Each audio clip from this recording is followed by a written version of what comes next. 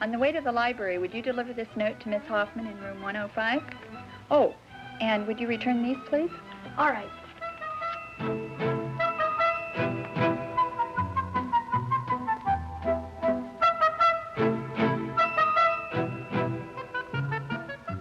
Good morning. Today is Thursday. We are studying plants. I have learned... Keep reading, Bobby. I have learned that I eat some plants. Some plants give me clothes. It's been a long time since you learned how to read. Do you remember what it was like? Plants are helpful in many ways. They give us beauty. You're not a beginner anymore. Things have changed for you. All right. Thank you, Tim. Very good, Bobby. Carol, what was the name of the plant that gave us the material for our clothing? Cotton. That's right. Cotton comes from You're a better plants. reader now. Can any of you... But that's not the main difference. Now your world of reading has become much larger. Some of your reading is still for pleasure. But now you're doing more kinds of reading.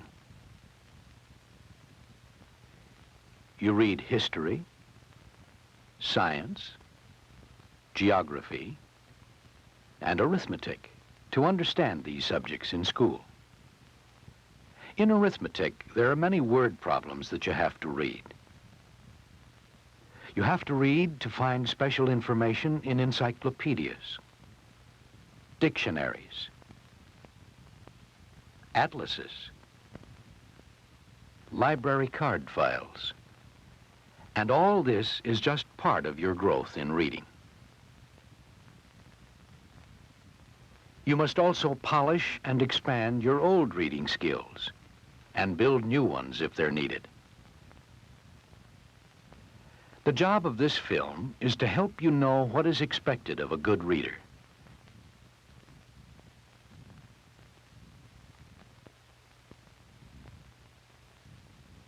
Tim is a good reader, and at the same time, he's growing, becoming a more effective reader. You can grow, too. You're going to watch Tim to find out what you should expect of yourself as a reader.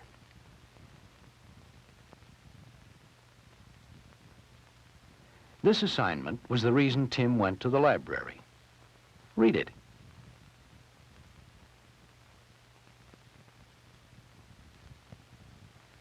Here are some of the meanings Tim's classmates found. A frontier is sort of the edge of the settled regions. I read about the ocean as a frontier. But what about frontiers of science?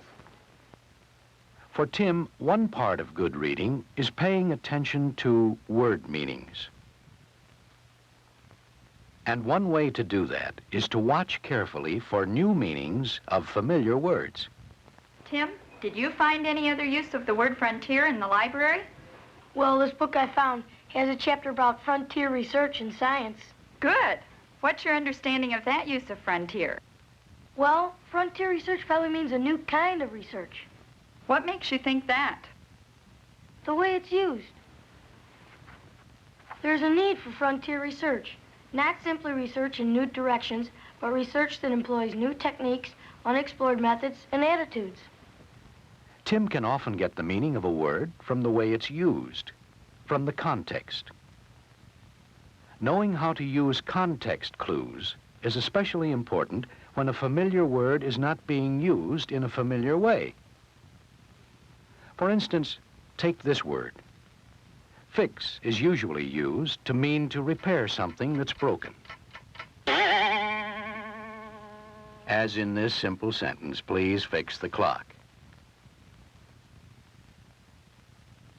But suppose you came across fix used like this. Now fix your eyes on the boat. Does this have anything to do with broken eyes? No, it doesn't really make sense that way. The words that follow might help.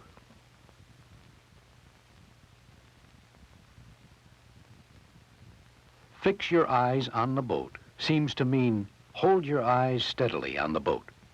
That makes sense. And one definition of fix in the dictionary agrees. So context clues can help in getting word meanings. But not always. Tim is coming to a word that will give him some trouble.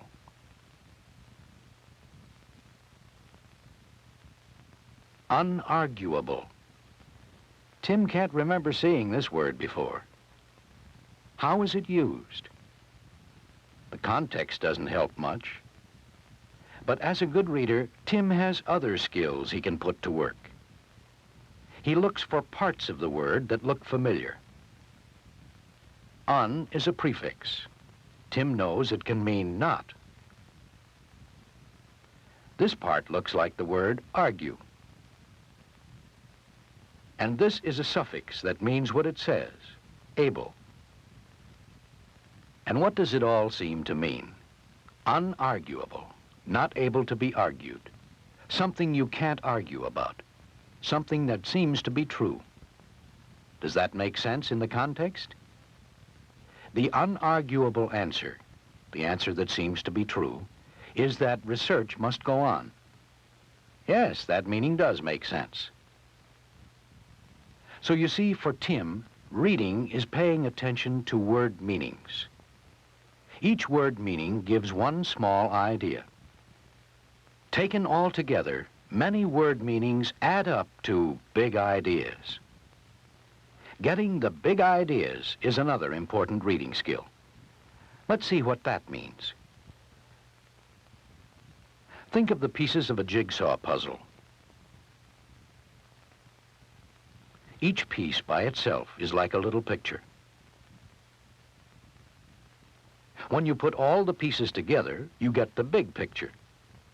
Words work something like that too. Words express ideas.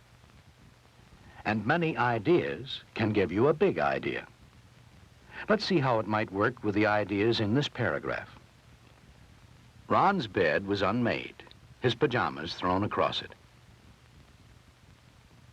A marble bag lay empty in one corner of the room, with its marbles spread across the floor like a carpet. Among them were papers, books, shoes, stockings, checkers, jigsaw puzzle pieces, and a little green frog on a string. All right, have you got the big idea? What is the condition of Ron's room? The last sentence of the paragraph leaves no doubt. Ron's room was a mess. This sentence tells pretty much what the other sentences are about. The last sentence gives us the big idea of the paragraph. It helps to sum up the meaning of many sentences. A good reader like Tim knows how important it is to look for these big ideas, and he knows how to find them. He knows that finding such sentences helps him understand better what the author has in mind. And when they aren't there, Tim has learned to build his own statement of the big ideas. So even without the last sentence in this paragraph that we read, Tim would know that Ron's room was a mess. So you see, to a good reader like Tim, an important part of reading is finding the big ideas, so he'll know clearly what the author is writing about. Tim, if you're finished, read whatever you like, and we'll have our discussion about frontiers when the others are done. Tim is a fast reader, but being a good reader means more than just being able to read fast. Another sign of a good reader is that he has several reading speeds. Let's see what that means. The book Tim is reading is a storybook he's read before, the story of Dr. Dolittle. He's reading it again because he liked it so much the first time, so it's easy reading. How do you think Tim reads an easy book for fun? Fast or slow? Fast, of course. But suppose he were reading a word problem in arithmetic, like number 7 here. The words are easy words, but Tim's not reading them for fun. He has to study them carefully. So how does he read? Slow, of course. But these words aren't as simple. They're part of a history assignment about the Alamo, which Tim has just finished reading carefully and rather slowly. We don't have to read it now. Just suppose Tim were going to reread this only to find the name of the place where the Alamo was located. Then how would he read it? Fast, of course, because all he wants to do is find the name, San Antonio. So you see, the material Tim reads and his purpose for reading help him know how fast he should read. That's why he has several reading speeds. For Tim, being a good reader also means one more skill, creative reading. You'll get an idea of what that means now. I think we're all ready. Will those of you who are going to be in the discussion please come up with your books?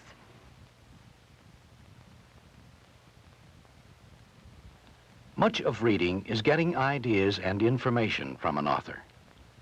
But when you read creatively, your emphasis is on putting your own ideas to work as you read. Tim, now you've read the chapter on frontier research. Does the author's use of frontier seem right to you? Yes. He's really writing about new advances in science. The creative reader questions what he reads. His answers help him judge what he's read. The word frontier right in this case. We've talked about several uses of the word frontier. From what you've read, how would you say that a frontiersman is like a scientist doing frontier research? The creative reader also compares what he reads with what he's read before. He is able to form his own impressions, his own ideas, by comparing.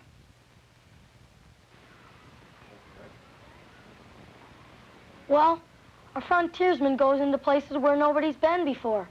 And a scientist doing frontier research... Tim has a new understanding of the concept of frontier because he is skilled at creative reading. That's another reason Tim is a good reader. But of course, that's not the only reason. A good reader also has different reading speeds he can use. He knows how to find the big ideas, and he's interested in word meanings. These are some of the important signs of a good reader. Do these skills describe you as a reader? Think about it. Now is the time for growth in your reading skills. Now is the time for you to become a better reader.